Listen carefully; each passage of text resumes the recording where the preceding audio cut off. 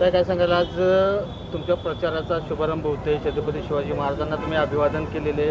नेमकं आता लोकांच्या समोर जाताना कोणता विजन घेऊन तुम्ही समोर जाणार आहे? लोकांच्या काय विजन असणार आहे? सर्वप्रथम सर्वांना माझा नमस्कार. छत्रपती शिवाजी महाराज आपल्या सर्वांचा आधार दैवत आहेत आणि सर्व महाराष्ट्राचा ते सुद्धा आधारस्तंभ आहेत. सर्वप्रथम आम्ही आज त्यांचा आशीर्वाद घेऊन आमच्या प्रचाराची सुरुवात केली आहे. आमचे दैवत छत्रपती उदयनराजे भोसले यांच्या आशीर्वादानेच मी अपक्ष उमेदवाराचा फॉर्म भरला आणि रामभाऊ हादगे हे देखील गेले 10 वर्ष झाले नगरपालिकेसाठी वॉर्ड क्रमांक 5 मधून कार्यरत आहेत.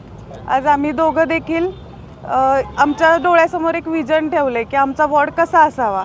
नुसतं रस्ते, कचरा, लाईट आणि गटर, नाले या व्यतिरिक्त देखील नगरपालिकेची अजून कामे असतात की नगरपालिकेची ही कामं आहेतच, ही त्यांनी कंप्लीट केलीच पाहिजेत, त्यांची जबाबदारी आहे हे सगळं करण्याची.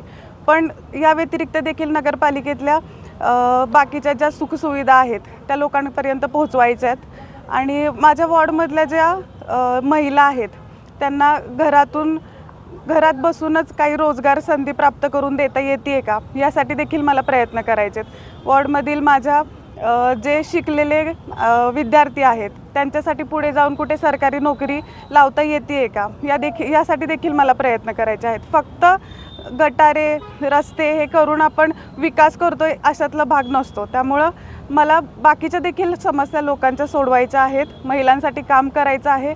वॉर्डमध्ये म्हणजे आता संपूर्ण आपण साताऱ्यामध्ये बघतोय की गुन्हेगारी किती वाढत चालली आहे. तर या वाढत्या गुन्हेगारीच्या अनुषंगाने मला माझ्या वॉर्डमध्ये प्रत्येक चौकात CCTV कॅमेरे बसवायचे. त्या कॅमेऱ्यांमुळे वाढती गुन्हेगारी कमी होईल आणि महिलांवर, मुलींवर होणाऱ्या अत्याचाराचं प्रमाण देखील कमी होईल. मी माझ्या वॉर्डमधून सर्वांकडून आशा करते की मला ते संधी देतील आणि मला निवडून आणतील. धन्यवाद.